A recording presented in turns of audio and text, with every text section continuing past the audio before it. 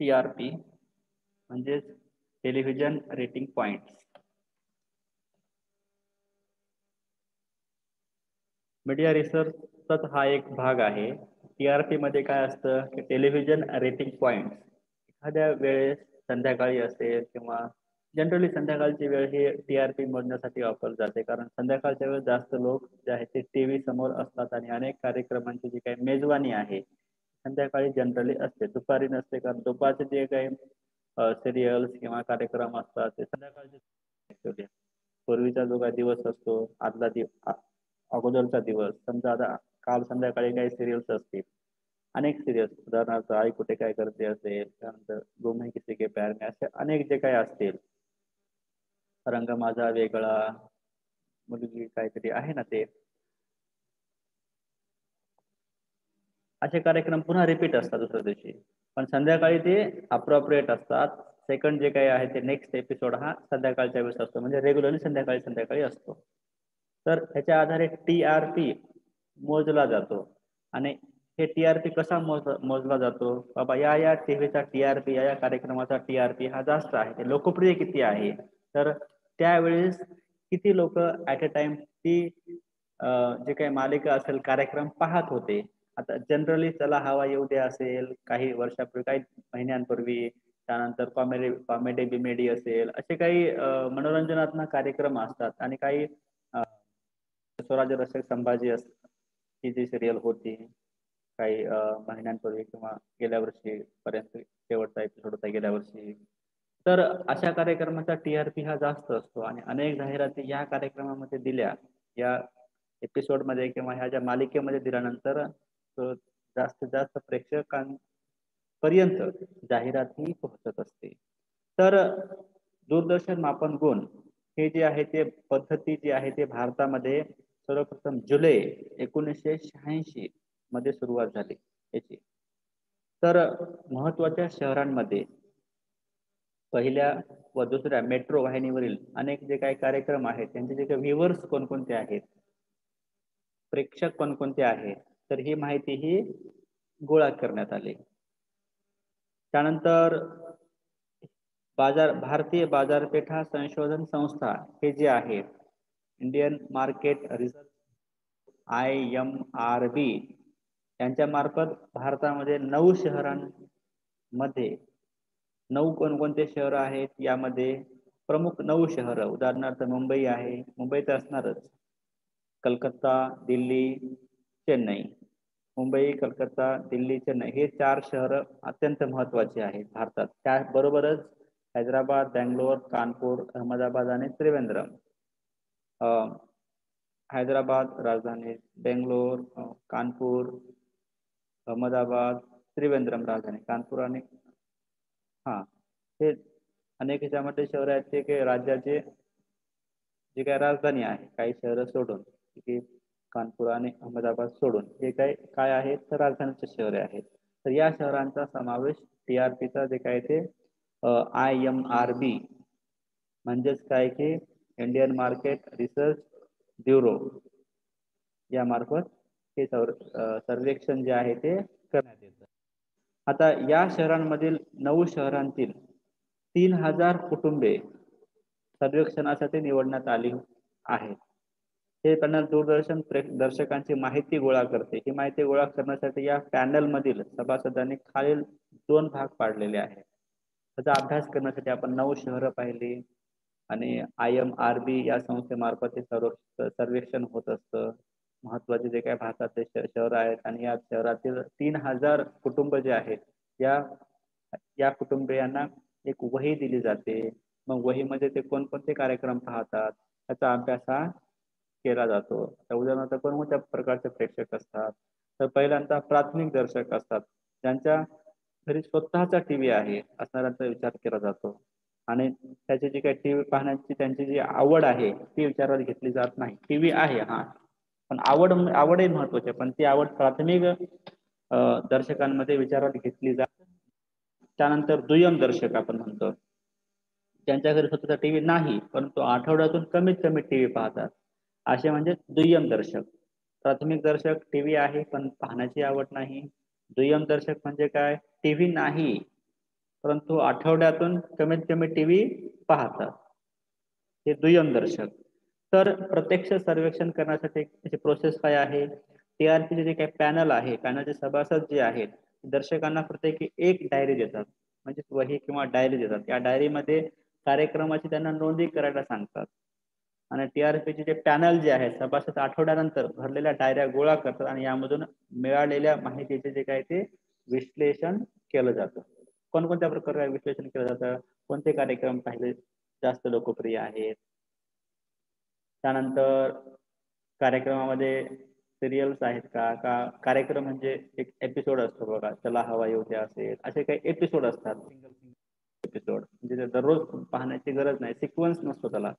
आणि हे जे आहेत जे काही सिरियल्स आहेत किंवा मालिका आहेत, यांना सिक्वेन्स असतो, भाग 1, 2, 3, 4 असे जे भाग असतात वेगवेगळे. आणि याच्या आधारे हे विश्लेषण केलं जातं. आता उदाहरणार्थ 1% गुण असेल तर एक एक गुण असेल तर 1% जो आहे तो टीआरपी हा दिला जातो. उदाहरणार्थ एखादा कार्यक्रम आहे, चला हवा येऊ द्या, आणि या पाहणाऱ्यांची संख्या 70% आहे, तर दर्शकांची देखील संख्या जी आहे, त्या टीआरपी किती आहे, 70% आहे या कार्यक्रमाचा, असा त्याचा अर्थ होतो. म्हणजेच काय, आणि हा जो कार्यक्रम आहे यांचा जो काही अहवाल टीआरपी चॅनलचे सदस्य तयार करत असतात, जे डायरी आहे किंवा जे गोळा करून एकत्र करून, आणि हा अहवाल जो आहे तो रिपोर्ट पुढील 3 प्रकारे तयार केला जातो. टीआरपी साप्ताहिक अहवाल असतो, साप्ताहिक, आठवड्याला किती कमीत कमी कोणकोणते लोक कोणकोणते कार्यक्रम बघतात. संडेला अनेक कार्यक्रमांची मेजवानी असते, सकाळून संडेचे कार्यक्रम फुल यशस्वी होतात, कारण संडेला लोक टीव्ही पाहतात. त्यानंतर मंडेला थोडेसे कमी, कारण मंडेला जास्त बिझी लोक असतात, आठवड्यानंतर सगळे लोक बिझी होतात. तर दिवस कोणता आहे, वेळ कोणती आहे, फेस्टिवल्स कोणकोणते आहेत, त्याच्यानुसार देखील टीआरपी वर परिणाम होतो. त्यानंतर टीआरपीचा साप्ताहिक अहवाल, यामध्ये काय, विविध भागातील लोक जे आठवड्यातून एकदा कार्यक्रम पाहतात त्यांचा अहवाल तयार केला जातो. हा अहवाल प्राथमिक दर्शक व दुय्यम दर्शक आणि एकूण दर्शक यांचा वेगवेगळा अहवाल केला जातो, प्राथमिक, दुय्यम आणि एकूण टोटल. आणि या अहवालामध्ये दर्शकांचे जे काय आहे ते जेंडर आहे, एज आहे, आणि त्याची इन्कम जे काही पातळी आहे, इन्कम लेवल आहे, याचा देखील अभ्यास हा टीआरपी साप्ताहिक अहवालामध्ये केला जातो. त्यानंतर टीआरपी मासिक अहवाल, महिन्याचा जो काही अहवाल आहे याच्यामध्ये काय त्याचा अभ्यास केला जातो. यामध्ये बघा, दर्शक किती वेळा महिन्यातून कार्यक्रम पाहतात, म्हणजे त्यांची वारंवारता किंवा फ्रिक्वेन्सी किती आहे त्याचा अभ्यास केला जातो. नंतर एकच मालिका नियमित दररोज पाहतात का, हे फार महत्वाचं आहे. टीआरपी मासिक अहवालामध्ये दररोज त्या सिरियल्स मालिका ते पाहतात का, कार्यक्रम पाहण्यासाठी किती वेळ खर्च करतात, आणि दर्शकांची व्ह्युअर्स इत्यादी माहिती अभ्यास करून मासिक अहवाल सादर केला जातो. मासिक अहवाल थोडासा व्यवस्थित वाटतो, साप्ताहिक अहवालापेक्षा मासिक अहवाल हा डिटेल मध्ये आहे. पुन्हा खास अहवाल कोणता असतो, स्पेशल काही कार्यक्रम असतात, किंवा एखाद्या ठराविक कार्यक्रमाला किती गुण मिळाले, कार्यक्रमाची लोकप्रियता व इतर खास अहवालांमध्ये स्पेशल रिपोर्ट हा सादर केला जातो. म्हणजे 3 प्रकारे याच्यामध्ये टीआरपी साप्ताहिक अहवाल, त्यानंतर मासिक अहवाल, आणि त्यानंतर स्पेशल रिपोर्ट, या 3 प्रकारे. पहिल्या ह्याच्यामध्ये टीआरपी साप्ताहिक अहवालामध्ये काय केलं जातं, त्यांचं जे काही जेंडर आहे, त्यानंतर वय आहे, आणि उत्पन्नाची पातळी आहे, यांचा अभ्यास केला जातो. टीआरपी मासिक अहवालामध्ये एखादी मालिका आहे आणि ते दररोज पाहतात का, याचा अभ्यास केला जातो. आणि त्यानंतर खास अहवालामध्ये एखादे कार्यक्रम असेल, ह्याचा कार्यक्रम, आता एखादा कार्यक्रम त्यापेक्षा आपण मॅचेस वगैरे असतात बघा, क्रिकेट मॅचेस, किंवा त्याच्यावर टीआरपी हा त्या वाहिन्याचा जास्त असतो ऑब्विसली, कारण ते लोकप्रियता आहे ना. त्यानंतर माध्यमांचे नियोजन करण्यासाठी टीआरपी अहवाल अत्यंत महत्त्वाचा. कुणाला माध्यमांचं नियोजन करावं लागतं, जाहिरातदाराला. त्याचं नियोजन करायचं आहे, कोणत्या मालिकेमध्ये कोणत्या कार्यक्रमामध्ये आपली जाहिरात द्यायची आहे ह्याच्या आधारे TRP हा त्याचा जो अभ्यास आहे, ही जी माहिती डिस्प्ले होत असते तर देखील अभ्यासावरून सिलेक्शन जाहिरातदार किंवा जाहिरात संस्था ह्या करू शकतात.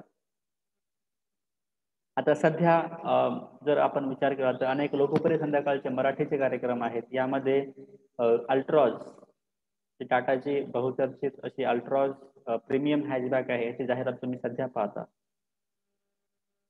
कारण जास्तीत जास्त लोकांपर्यंत ती जाहिरात पोहोचावी आणि लोकांनी ती खरेदी करावी कार, किंवा लोकांच्या मनामध्ये इच्छा निर्माण व्हावी आणि ती पब्लिसिटी व्हावी, लोकप्रियता मिळावी, हा देखील उद्देश असतो.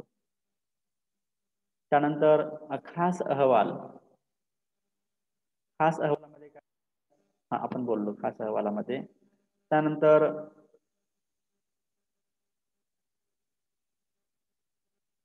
कोणकोणते जे काही संस्था आहेत त्याचा या TRPचा अभ्यास करतात, किंवा IMRB, हे पण आपण आता विचार केला की IMRB Indian market research bureau, त्यानंतर MARG असेल, MRAS मुंबई येथे आहे, ORG बडोदा येथे आहे, ताराबाई रोड बसेदा येथे आहे, ABCI मुंबई येथे आहे, ऑडिट ब्युरो ऑफ सर्क्युलेशन न्यूजपेपरचं करते, त्यानंतर INS हे जे आहे ते दिल्लीला आहे.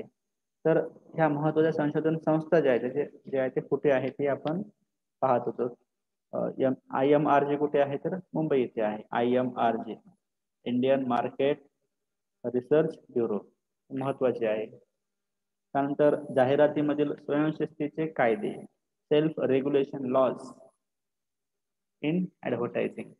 सेल्फ रेग्युलेशन स्वयंशिस्त जाहिरात संस्थांना आणि त्यांची भूमिका काय आहे तर अत्यंत महत्वाची आहे. प्रत्येक जाहिरात संस्था यांनी स्वतःला आपले जे काही नियम आहेत, नीतिमत्तेविषयी जे काही रूल्स आहेत स्वतः त्यांनी घालून द्यायला हवे, तरच चांगल्या चांगल्या जाहिराती ह्या त्या निर्माण करतात. नाहीतर आजच्या जाहिराती ह्या अनेक लोकांचे जे आहे ते नको बाबा अशा जाहिराती असायला नकोत असं वाटतं अनेकदा. त्याच्यामध्ये आता कोणकोणत्या जाहिराती आहेत, उदाहरणार्थ आम्ल जे काही कोका कोला असेल किंवा पेप्सी असेल किंवा अल्कोहोलिक पदार्थ असतील, आणि त्यानंतर टोबॅको असेल, की असे जे काही पदार्थ आहेत त्या जाहिराती अनेकांना नको वाटतात. आणि असे काही अनेक पदार्थ आहेत त्यांच्या जाहिराती आणि सादरीकरण हे चुकीच्या पद्धतीने झालेलं असतं, आणि अनेक लोक जे ते एकत्रित बसून जे आहे कुटुंबामध्ये ते अशा प्रकारच्या जाहिराती पाहू शकत नाहीत. काही इथिकल लिमिटेशन येऊ शकतात. मग अशा जाहिराती ह्या देऊ नयेत, असा पण एक वर्ग जो आहे तो समाजामध्ये आहे. तर स्वयंशिस्त जाहिरातदारांनी स्वतःही घालून द्यायला हवी. दाखवली वस्तू वेगळी जाते, वस्तू असते वेगळी, मग हे चुकीचं आहे.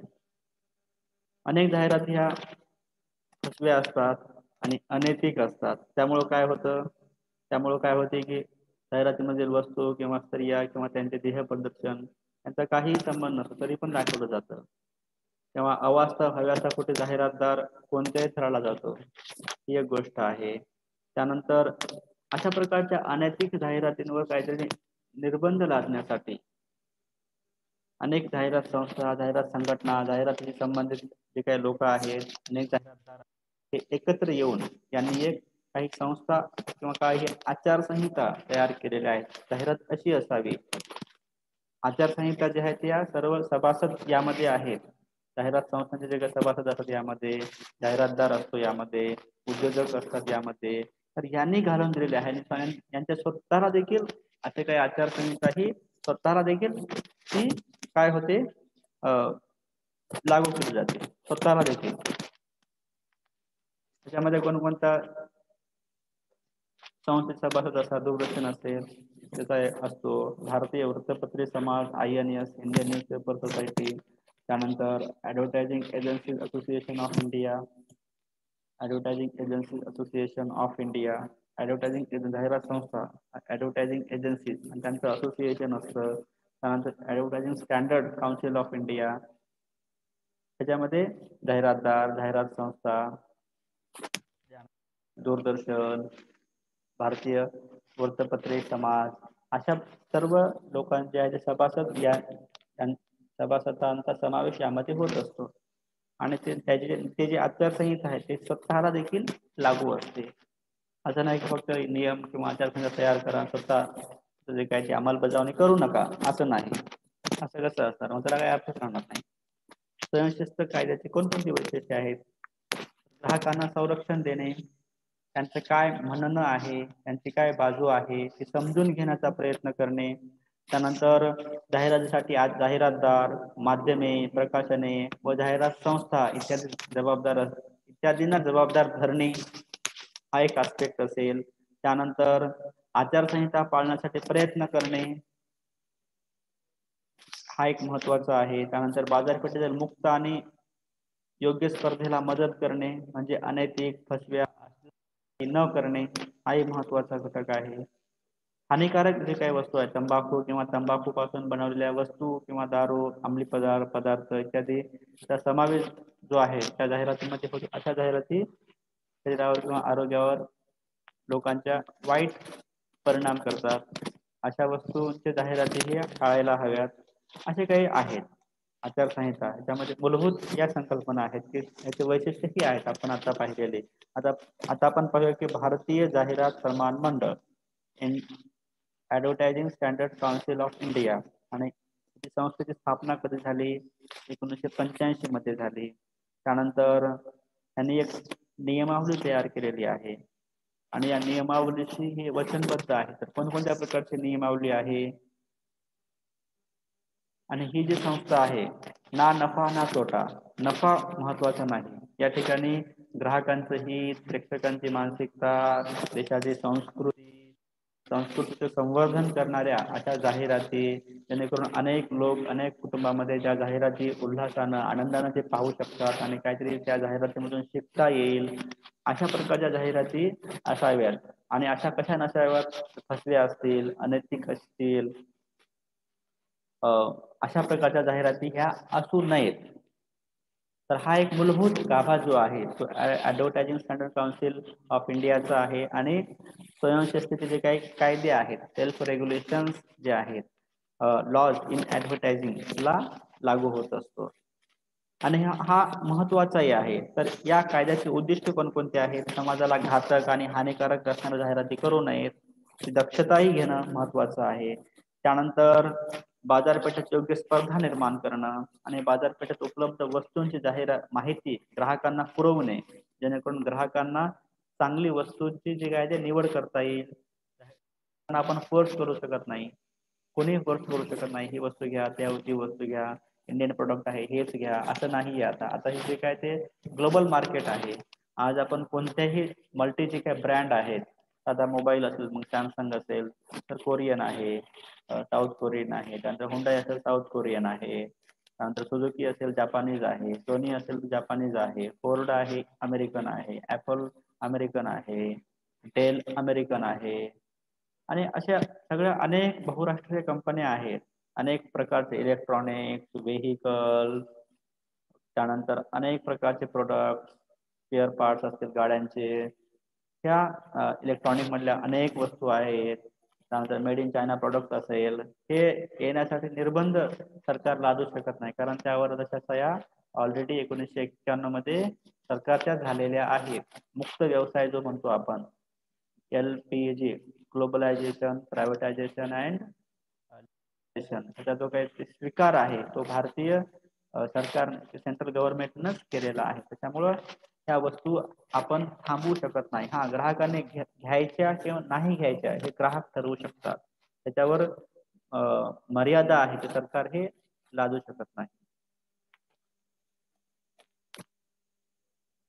बाजारपेठेमध्ये योग्य आणि हेल्दी जे काय कॉम्पिटिशन निर्माण करणं आहे, हे महत्वाचं आहे ASCI साठी. आणि माहिती ग्राहकांना पुरवणं, जाहिरातीचा मजकूर आणि जाहिरातीमध्ये केलेले दावे जे आहेत ते सत्य असावेत, त्यांची मांडणी योग्य असावी याची दक्षता घेणे असेल. जाहिरातीमुळे संस्कृतीचे जतन होईल आणि संवर्धन होईल, कोणत्याही कोणाच्या धर्माच्या ह्या भावना दुखावल्या जाणार नाहीत, याची देखील दक्षता जी आहे ती घेतली जाते. त्यामध्ये नियमावलीमध्ये तरतुदी कोणकोणत्या आहेत? जाहिरात माध्यमांनाही लागू आहे. दूरदर्शन, आकाशवाणी, वर्तमानपत्रे, सिनेमातील जाहिराती आणि जाहिरातीचे फलक यांना देखील ही जी आहे ते नियमावली लागू आहे सगळी.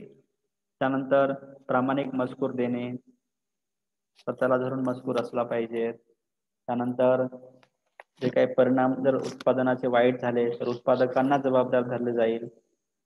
कोणत्याही जाहिरातीचा जो काही प्रतिनिधी आहे, संस्था आहे, त्यांच्या संमतीनेच जाहिरातीचा मजकूर ठरवला. म्हणजे जबाबदारी जाहिरात संस्थांची नसून ती कुणाची आहे? उत्पादकाची देखील आहे. त्याच्यामुळे उत्पादक जबाबदार आहे याला. त्यानंतर जो काही आहे तो ही नियमावली आहे जे परदेशातील भारतीय कंपन्यांना लागू नाही. परदेशी खप असलेल्या नियतकालिकांनाही ही नियमावली लागू होणार नाही. फसवणूक करणाऱ्या जाहिराती असतात, अतिशयोक्ती जाहिराती असतील तर हे जे दावे आहेत त्यामध्ये केलेले हे चुकीचे नसावेत. त्यानंतर लहान मुलांच्या बाबतीत जागरूक असायला हवं. त्यांच्या अज्ञानाचा गैरफायदा घेतली नसाव्यात. लहान मुलांच्या संवेदनशील मनावर विपरीत परिणाम होईल अशाही प्रकारच्या जाहिराती या असू नयेत. त्यानंतर जाहिरातीमध्ये दुसऱ्या जाहिराती तशी नक्कल केलेली नसावी की जेणेकरून त्यांच्या ग्राहकांच्या मनामध्ये गोंधळ निर्माण होईल. समजा लेरिलने लिंबूचा दावा केलेला असेल तर दुसऱ्याही ब्युटी सोपने करू नये. सगळंच एकच दावा करत असेल तर मग काय ते उपयोगच होणार नाही. आपल्याला माहिती आहे सगळं आपण जे ब्युटी सोप वापरतो सगळे एलिमेंट सारखेच असतात, पण जाहिरातीमधील दावा जो आहे ब्रँड असेल तो वेगळा असतो. जाहिरातीमध्ये दुसऱ्या जाहिरातीची जशीच्या तशी नक्कल केलेली नसावी जेणेकरून ग्राहकांच्या मनामध्ये गोंधळ निर्माण होईल. आणि जाहिरात संस्थाने किंवा व्यवस्थापकांनी जाहिरात प्रसारित करण्या अगोदर त्यातील मजकूर आणि इतर संबंधित माहिती संपूर्ण तपासावी. आणि जे काही नियमावलीचं उल्लंघन होत नाही ना या गोष्टी किंवा जे काही शंका आहेत तर लगेचच सल्ला घ्यावा आणि जो काही बदल करणं आवश्यक आहे जाहिरातीमध्ये ते प्रसारित करण्यापूर्वीचीच आहे ते करायला हवे.